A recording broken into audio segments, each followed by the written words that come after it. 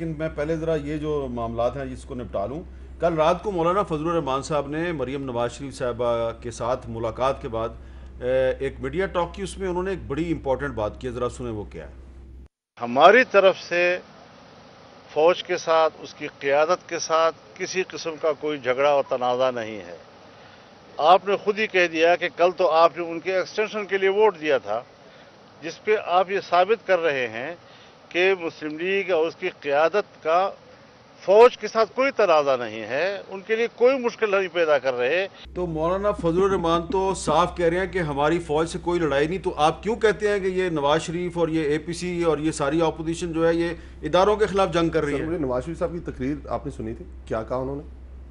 क्या कहा? उन्होंने कहा कि ज़हीर इस्लाम ने मुझे फोन किया। हाँ, उन्होंने क्या क्या नहीं वो बात गलत तो नहीं थी ना? ये मैं तो नहीं कह रहा, वो तो उस वक्त की बात है, 2014 की बात है। तो फिर अब तकरीर तो अभी की ना, उस वक्त तो नहीं की करनी। मतलब वो तो कहते हैं ना, जब लड़ाई का मुक्का बाद में याद है तो अपने मुंह में मार लेना चाहिए। आप कुछ बातें भूल जाते हैं। उस वक्त जब ये बात मुशाहिदुल्लाह साहब ने की थी तो वो वजीर थे, तो उनको निकाल दिया। मेरी बात सुनते नहीं, इस तरह ही हुआ था बहुत सारे से। परवेज रशीद को भी निकाल दिया गया था डॉन लीग्स के ऊपर, और बाद में उसे एक्सेप्ट भी कर लिया गया था। यही बात है ना। आज 2020 में मौलाना फजलुर रहमान कह रहे हैं हमारी फौज से कोई लड़ाई नहीं है। मौला मैं जरा सुनते हैं, आपने मुझसे सवाल ये किया कि आप क्यों कह रहे हैं कि जो अपोजिशन है वो ये बयानियां लेके चल रही है। मौलाना फजलुर रहमान साहब कह रहे हैं हमारी तो लड़ाई नहीं है। हाँ। यही बात है ना। मैं आपको याद करा रहा हूँ मियाँ साहब की तकरीर, और मियाँ साहब की तकरीर रहील शरीफ साहब के बारे में क्या थी, जनरल बाजवा साहब के बारे में क्या थी। उसके बाद आपकी देखें मियाँ साहब तकरीरें बड़ी मजेदार करते हैं। कहते हैं कि एटम बम किसने फाड़ा? मैंने फाड़ा। कारगिल किसने किया? मुशर्रफ ने किया।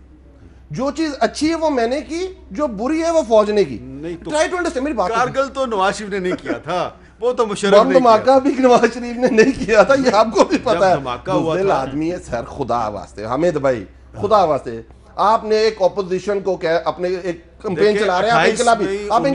28 मई 1998 को परवेज मुशर्रफ आर्मी चीफ नहीं था, जहांगीर करामत था। फौज ने किया, फौज ने किया। अब मेरी बात सुने ना, आप क्या कह रहे हैं? अच्छा, इतने बहादुर आदमी हैं आप।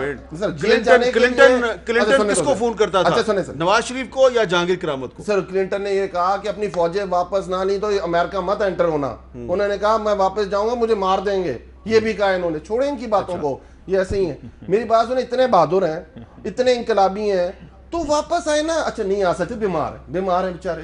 तो भाई आप दूसरों के बच्चों को कह रहे हैं बाहर निकलो, मेरे बयानियों को सपोर्ट करो, तो भाईजान भेजें। वो एक और बगोड़ा वहां बैठा हुआ है सलमान शहबाज, एक और बैठा हुआ है हमजा, एक और बैठा हुआ है हुसैन। हमजा जेल में है भाई। हमजा नहीं, हुसैन और हसन, हाँ। दोनों बैठे हुए हैं। वो क्या कहते हैं, क्या है कि भाईजान बयानियों को आप मेरे सपोर्ट। उन्होंने अपनी फैमिली को डिवाइड किया हुआ है।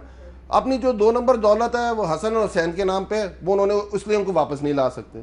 मैं इनकलाबी लीडर हूं, मैं इंग्लैंड से मोजे तंग बनूंगा, और मैंने पाकिस्तान की जो सियासत है पाकिस्तान के लिए, उसके लिए मैंने मरियम का इख्तियार कर लिया।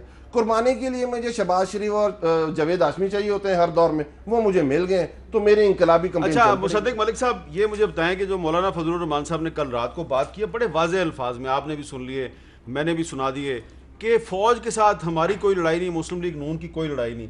क्या ये हम कह सकते हैं कि मौलाना फजलुर रहमान का मौक़िफ़ और नवाज शरीफ साहब का मौक़िफ़ थोड़ा मुख्तलिफ है?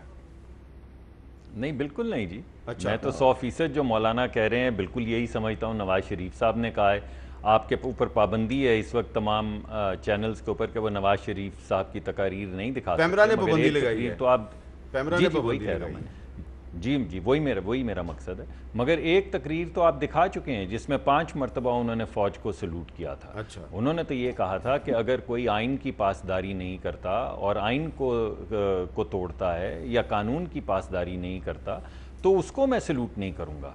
फ़ौज से वो लोग जो अपनी शहादतें देते हैं मैं उनको सलूट करता हूँ, जो 18-18 घंटे ट्रेंचेस में सुरंगों में बैठ के मुल्क का पहरा देते हैं मैं उनको सलाम करता हूँ। तो फ़ौज से किस चीज़ का झगड़ा है? लेकिन अगर कोई भी शख्स आइन शिकनी करता है, उसका ताल्लुक सियासी जमात से हो, किसी भी इदारे से हो, तो आप बताइए हामिद साहब, उनको कैसे सलूट किया जा सकता है? और ये जितनी गुफ्तगू ये कर रहे हैं, आप अगर अली अवान साहब उस मजलिस में नहीं थे, एक प्रेस कॉन्फ्रेंस की थी तमाम वफाकी वज़रा ने, जिसमें उन्होंने तारीख़ी तौर पर बताया, 5 जर्नैलों के नाम लिए और बताया किस किस जर्नैल ने क्या किया। उन्होंने IGI का जिक्र किया, फिर पैसे बांटने का जिक्र किया, फिर उन्होंने असगर खान केस का जिक्र किया, सिक्योरिटी रिस्क का जिक्र किया, गवर्नर जिलानी साहब का जिक्र किया, उस वक्त के आर्मी चीफ का जिक्र किया। तो मुझे बताएं कि ये नाम कौन ले रहा है? अगर जंग हमारी है तो फिर ये नाम तो सिर्फ हमें लेने चाहिए। ठीक है भाई, अगर हम हमला कर रहे हैं तो आप जब ये नाम लेते हैं, अभी मेरे भाई ने 2-3 जर्नैलों के नाम लिए हैं, तो आप इनसे पूछें कि ये किसको लाके कटहरे में खड़ा करने की कोशिश कर रहे हैं। हमारा मुकदमा तो सीधा है। अच्छा। हम फौज के लिए जान देने को तैयार हैं, फौज के साथ खड़े हैं कंधे से कंधा जोड़ के। लेकिन अगर कोई शख्स आइन की पाबंदी नहीं करता, अगर कोई शख्स आइन को पामाल करता है, तो उसको तो कोई भी पाकिस्तान में